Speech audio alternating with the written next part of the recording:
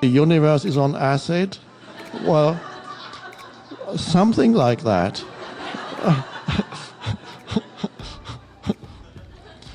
Because there is obviously some wild creation going on. Some incredible dream of most gigantic proportions. And that's only in one ocean, on one planet. And then on land, the millions of insects, different forms of different plants, and then on the level that you cannot see, the microorganisms. And, it's just unbelievable. And that's only one tiny planet out of trillions, the vastness of the universe. And everywhere there's the game of form. What a gigantic dream. But built into that dream, because what is in each human is a microcosmic version of the entire universe. So the awakening of humans is also the awakening of the universe, because you cannot separate the human from the entire universe. They need each other. They are totally one.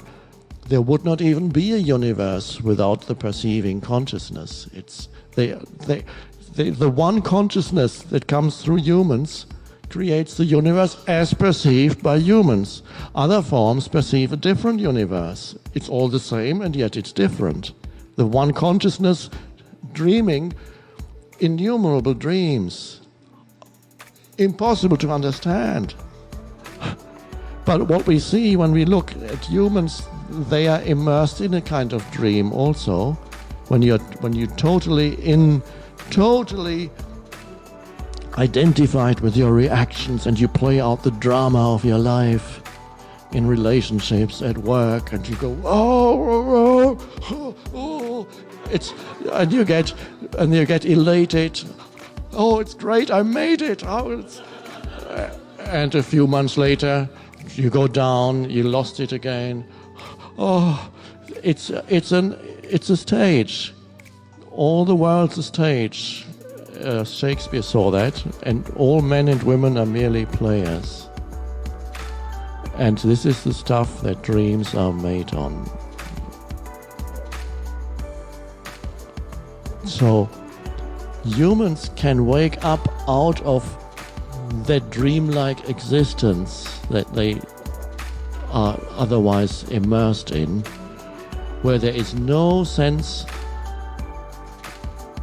of who they are apart from the script that they act out, the inner script. Complete identification. And then there's the possibility of awakening, becoming aware of that which underlies the script, without which there would be no script, there would be nothing. There's a vast realm of still, aware presence from where you can see the dream world without being immersed in it. The body is still in it, but there is a seeing. You can see your own drama. You can see yourself playing out your own script. And gradually, the awakening is, something arises that is not part of the play of form, but that can see the play of form. And if that can arise in you, it means it is a universal movement. So through you, the universe not only wants to experience this gigantic dream, there's something else built into the dream, and that is the need of the universe to awaken out of the dream. It loves that even more than the dream. And that is so what we cannot even begin to conceive of, the magnitude of what looks only like some people in a room sitting, listening, speaking, that this is part of a much larger movement that's connected to even the most distant galaxy is part of something that is happening in the universe. It is an event created by the one life that is the universe. So you think on a personal level, it's good to sit here because your life becomes lighter, free. So you feel a relief on a personal level, suffering, less and less suffering, clarity arising, stillness arising, a sense of connectedness, of beingness, a deeper sense of I. But that is all a huge event of cosmic proportions. So the awakening is the awakening of the totality through this form. That is the purpose of your life, to be that. So you align yourself with the larger purpose. The secondary purpose is whatever you do in your life, and you can bring the opening into anything that you do, almost anything. If you can't, you leave it. Some things have to be left, and other things are fine. It happens wherever you are. So this is what we temporarily call stillness in you, becoming aware that that dimension is already there. Coming to the end of identification with thinking and realizing that you are more fully yourself when you do not think, without trying not to think. There are many here who already experience the state of being free of thinking without even knowing it. You may be walking and looking at a tree and seeing the magnificence of that spectacle of the dying leaves in all their beauty. And you're perceiving that in and through stillness. And perhaps a minute later you might say something to a person next to you and say, "Isn't that wonderful?" And you may not realize that for a minute or 10 seconds or 5 seconds you have looked at that and there was a deep sense of response, of oneness or even with it, but no interpretation. And then you notice something strange. Whenever you look at something for the first time, if you're very alert, you will notice that. When you glance at something for the first time, whatever it is, your head shifts, your vision, your field of vision shifts, it goes, and it is here. There's a lot of nature around here. It may be a tree, a flower, the sky, or it may be something man-made, whatever it is. But nature, here there's a lot of nature around here. It may be a tree, a flower, the sky, or it may be something man-made, whatever it is. But nature particularly is helpful in this practice at first. You notice the first moment of looking at something, there's always a space of no thought. It may be 1 second. It may be 2 seconds. Now, most human beings are not aware of that, and with some human beings, the space of no thought is so brief that they can't capture it, because immediately thought comes in after half a second. But there was half a second. There's always a space before thought can come in. There is a looking, a seeing. And with you, that space will now become larger, and in many of you, it is already quite spacious. In other words, the spaciousness around your sense perceptions. So notice that it is already there, but as you become aware of it, the spaciousness grows around your sense perceptions. So, and now comes, this is a magnificent thing, it's a great mystery that in past ages people had to spend 25 years in a monastery to be told this. The master would say, okay, you work with me for 20 years and then ask me again that question.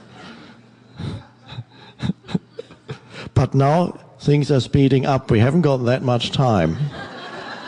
In a good sense, on the planet. We are running out of time, and that's wonderful. It's shrinking. So when you see something, there's a sense perception.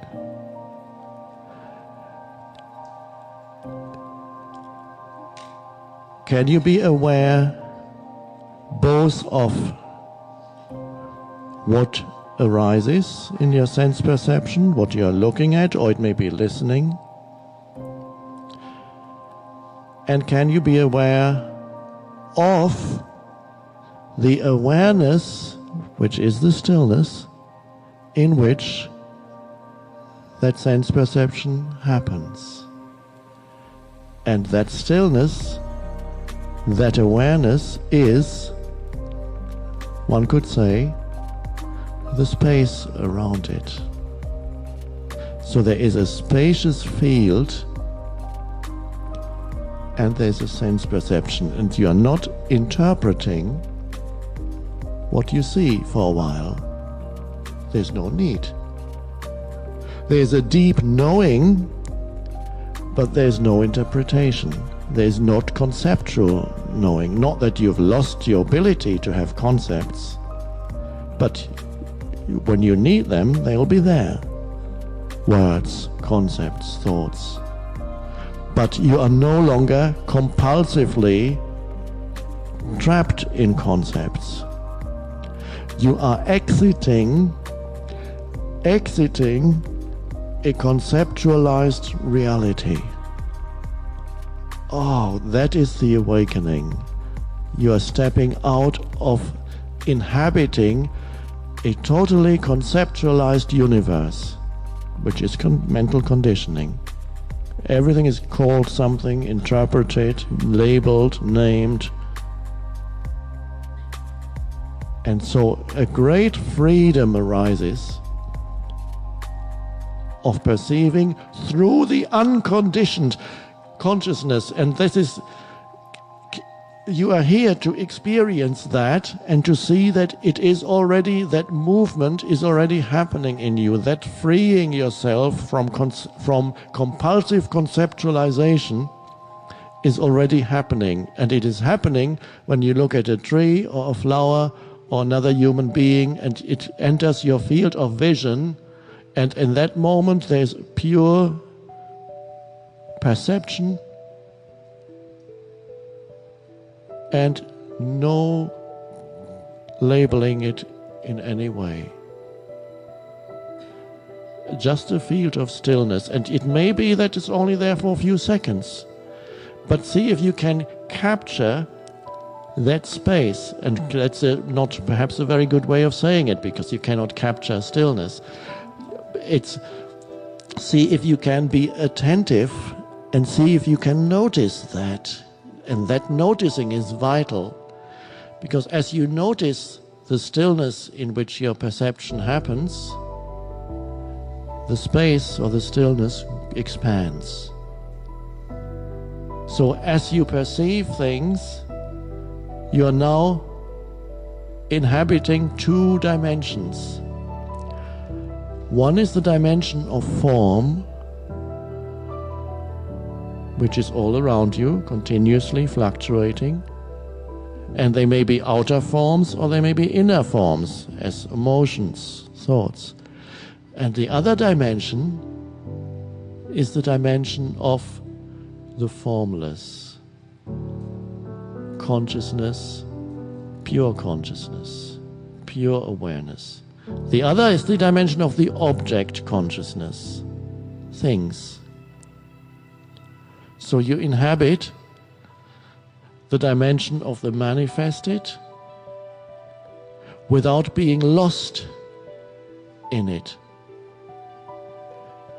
Because you also dwell in the unmanifested. You dwell in the realm of stillness. And even if at first the spaces of stillness don't last for very long, it's good enough. 3 seconds of looking at a flower with no thought is good enough. And as you become aware of there's not only the flower, I'm naming it now, but the awareness is not the naming. You become aware of the flower, and you become aware of the field of awareness or the stillness. And this looks like a dualistic thing, but it isn't. It only becomes dualistic when we speak about it.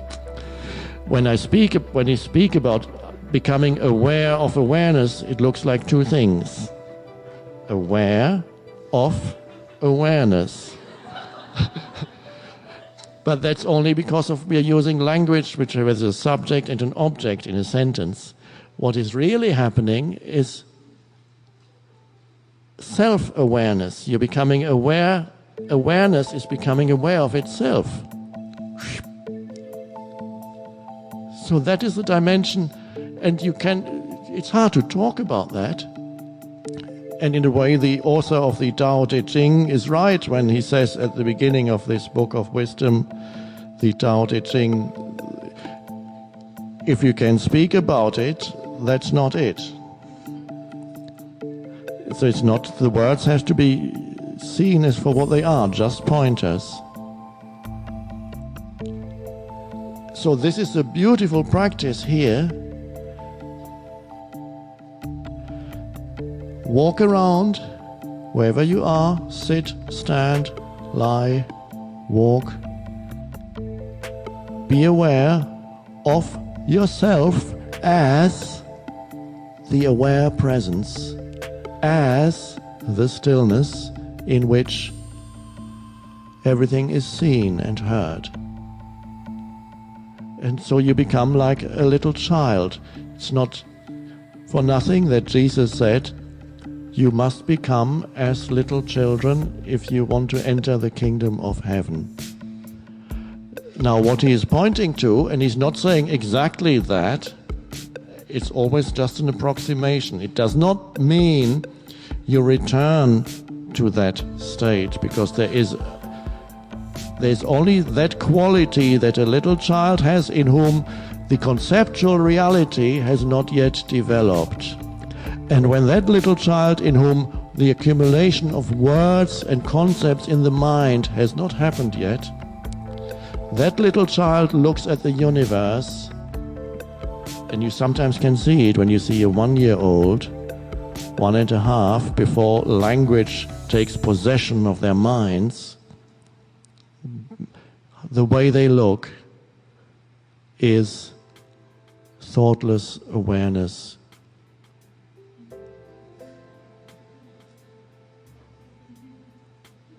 And then they smile at you. There's the pure joy of being.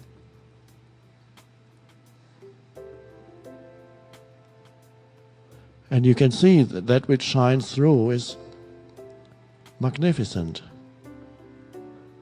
And then gradually the veil descends, because the child is programmed to ask, the mind of the child is programmed to ask, Daddy, what's that? And then Daddy says, that's a tree. And then the mind says, tree, that's tree. Next time the child sees a tree, that complete openness is no longer quite as open. Because then the child looks at the tree and then the mind says, oh, tree! And 2 years, 3 years later, the mind is already possessed with concepts. So when Jesus says that, it's pointing, as little children, you walk around in that state of openness, of non-labeling, the state of original innocence, which replaces the dysfunction, the collective dysfunction of the human mind that we could call original sin, if we go beyond the habitual interpretations of sin. There's no doubt that there's a dysfunction in humanity. Look at human history. That's why they talk of original sin. It means sin means missing the target. The original Greek word translated means missing the target. That's what sin means in the original. And in other words, you miss the point of your whole existence. And if you miss the point of your whole existence, you suffer. And that eventually works too. It wakes you up eventually. So it seems insignificant at first to the human mind to say you can look at something and notice whenever you first look at something that there's a moment of spacious presence before the mind comes in and calls it something. And if that can be sustained, not through effort, not through wanting, not through some kind of act of willpower, but if that can be sustained simply by noticing that space of aware presence when it arises.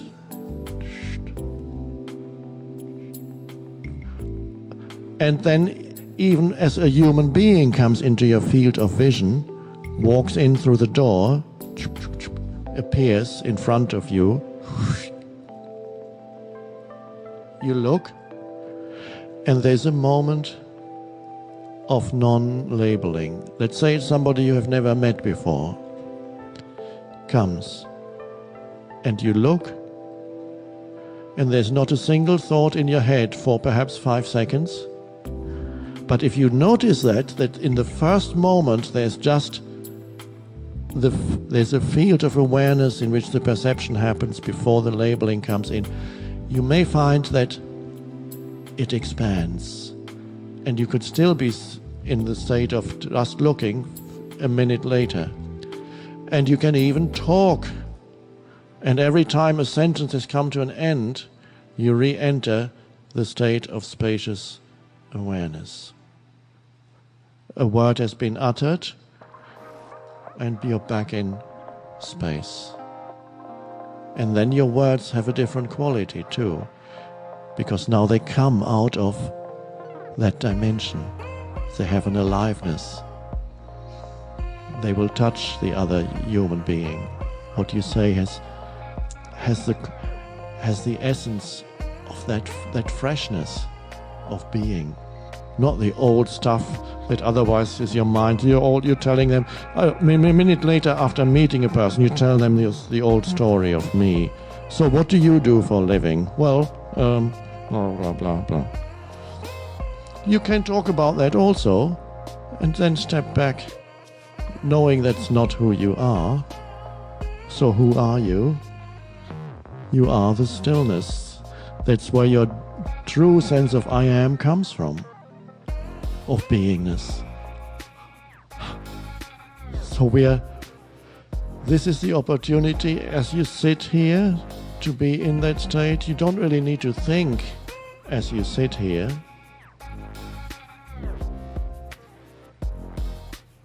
I certainly don't think as I speak. The words are heard as they come out of the mouth. I hear them. As you do. So there's nobody teaching anybody.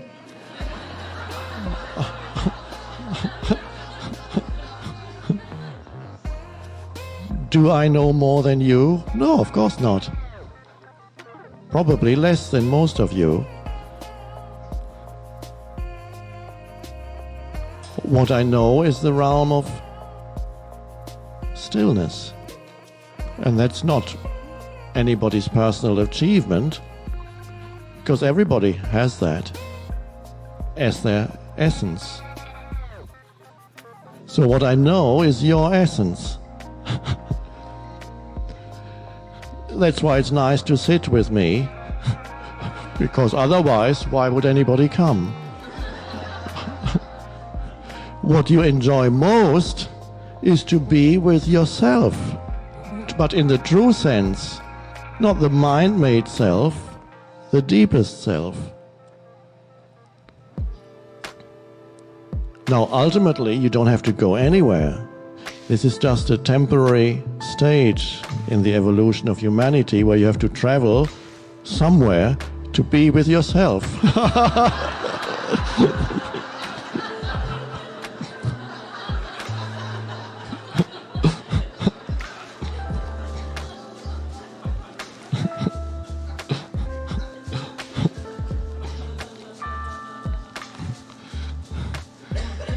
Now, some of you have traveled to India, and perhaps you already know you don't have to go to India, and so Omega is a little closer. And the next stage is you don't have to go to Omega. Sorry. Oh.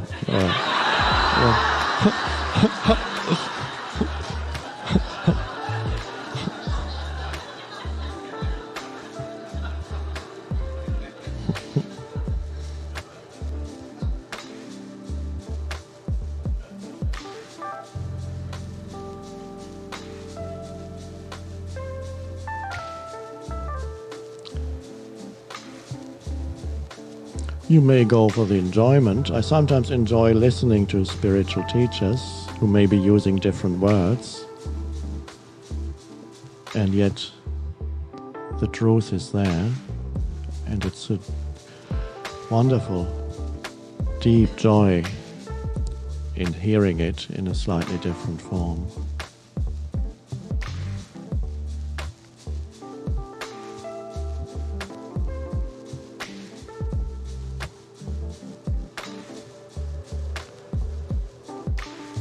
When you meet a human being